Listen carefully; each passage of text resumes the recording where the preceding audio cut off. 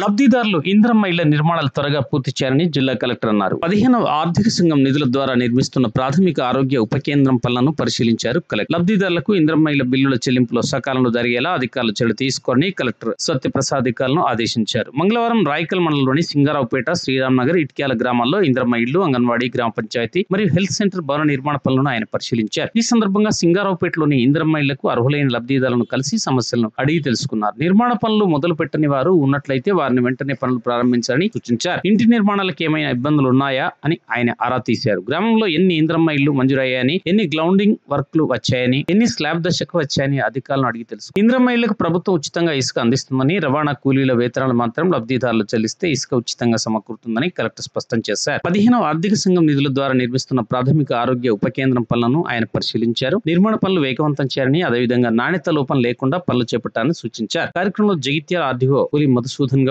ఈఈపీఆర్ లక్ష్మణరావు, జిల్లా housing PD Prasad, ఎంఆర్ఓలు, ఎంపీడీఓలు తదితరులు పాల్గొన్నారు.